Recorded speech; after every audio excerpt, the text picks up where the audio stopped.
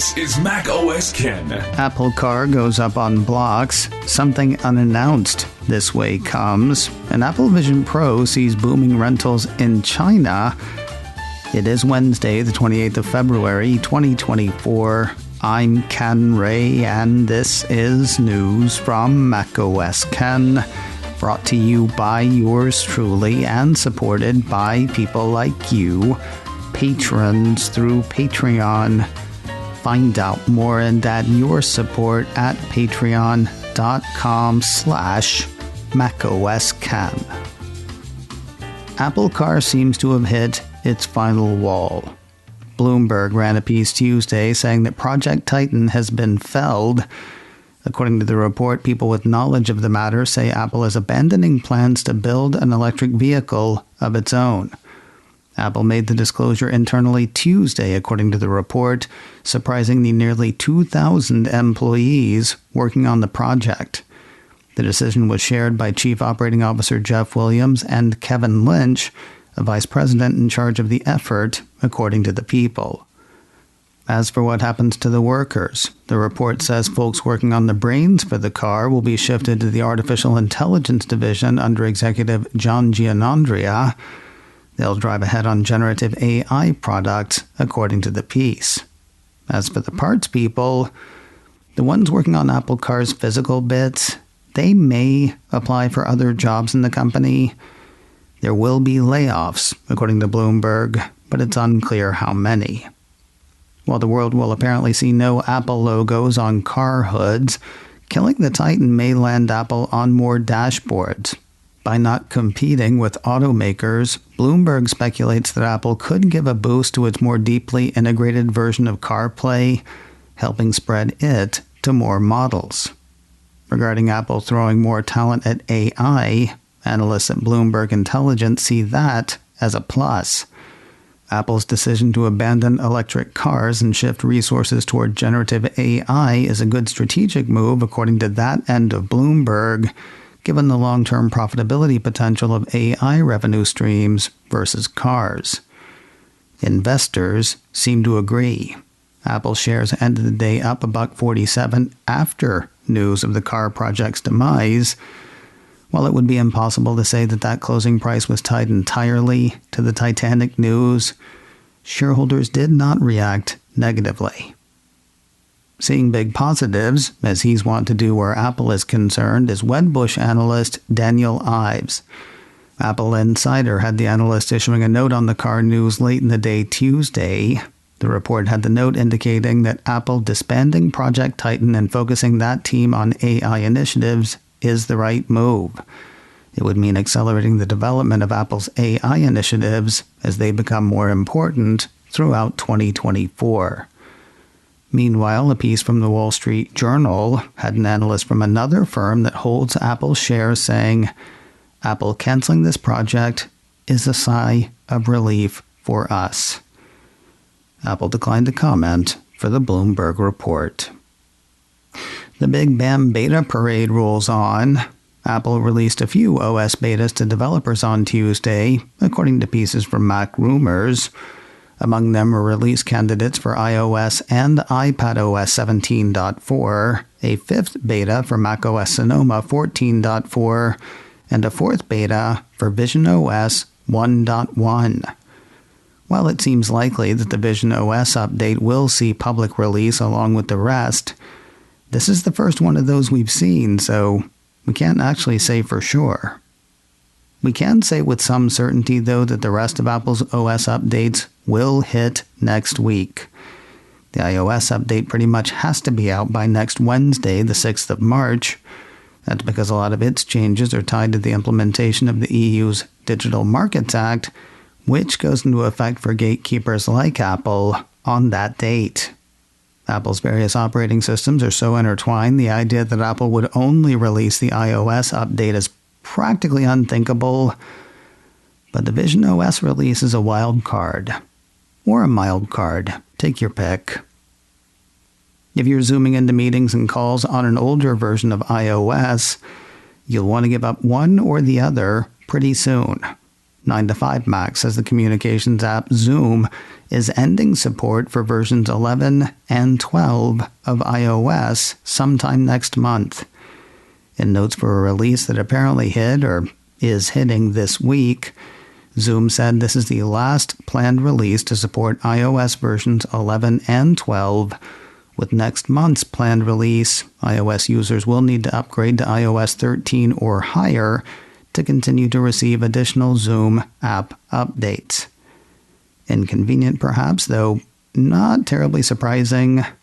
The 9to5Mac piece points out that the affected operating systems came out between 5.5 and 6.5 years ago. There seems to be movement on new products from Apple, amid rumors of new tablets and new computers on the horizon. A piece from Mac Rumors says Apple has updated its internal, unannounced or unreleased product stock. That's the word from one secret someone who the site says has proven to be a proven source. According to the report, the document informs Apple support advisors how to respond to a customer's potential questions about unannounced products and services, or announced but still unreleased products. The document was restructured and optimized Tuesday, according to Apple's changelog, but Mac Rumors does not know what specific changes were made. Still, it is about time. Not only are there rumors of new iPads and new MacBooks floating around, it's almost spring. Apple often pushes play on a product event in late March or early April. Don't look now, but it's almost early March. Which is crazy. If you'd like a longer demo of Apple Vision Pro than the one offered by a trip to the Apple Store, consider a trip to China instead. Despite the device not being sold there, a piece from the South China Morning Post outlines what sounds like a booming rental business for Apple's headset. The report highlights dozens of ads for rentals in a number of cities, including Beijing, Shanghai, and others. According to the piece, Vision Space, a Beijing-based VR startup, has several brick-and-mortar stores that allow customers to try out the device for 98 yuan an hour. That's roughly $13.60 US. The biggest location in Beijing has reportedly received more than 10,000 customers since the 4th of February, indicating that the company had its rental units up and running just 2 days after the headset's release here in the States. Not that they are the only ones in the rental business. Other ads seen by South China Morning Post show rentals as long as a full day for 1,500 yuan, roughly $208 US. If that sounds doable, don't forget the deposit. Some merchants are said to require a deposit of at least 30,000 yuan. That's $4,168 US. Retailers are also retailing, with some giving renters the option of buying the device after they use it. While businesses are making money now on Apple Vision Pro, they may not have long to do so. The piece points to a Chinese financial media outlet that says Apple's headset will be available for purchase in China no later than May. That said, there has been nothing official on that from Apple. The most definite word anyone's heard on that is Apple CEO Tim Cook saying earlier this month that the device will go on sale in other countries besides the US soon. And finally today, word of a new hire headed to Cupertino. 9to5Mac says Olivia Allaire Dalton, Deputy Assistant to President Biden and White House Principal Deputy Press Secretary, is hanging it up and heading west. Citing a Reuters report, 9to5Mac says Dalton is taking a senior communications role at Apple.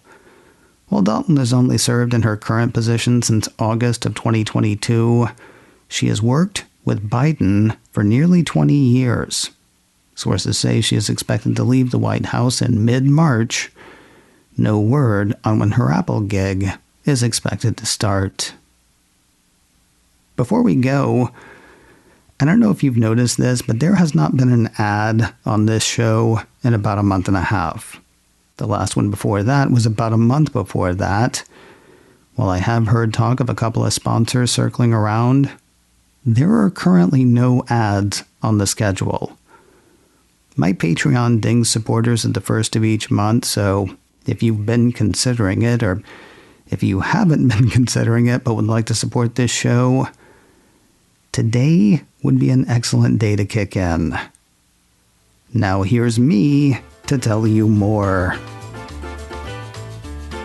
macOS Ken, brought to you by me, and supported by people like you, patrons through Patreon.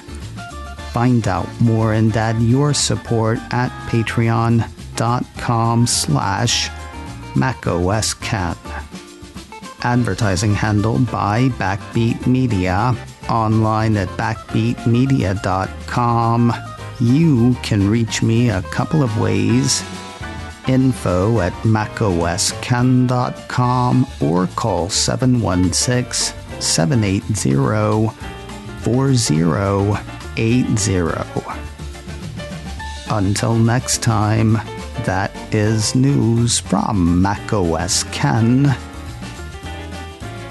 I'm Ken Ray.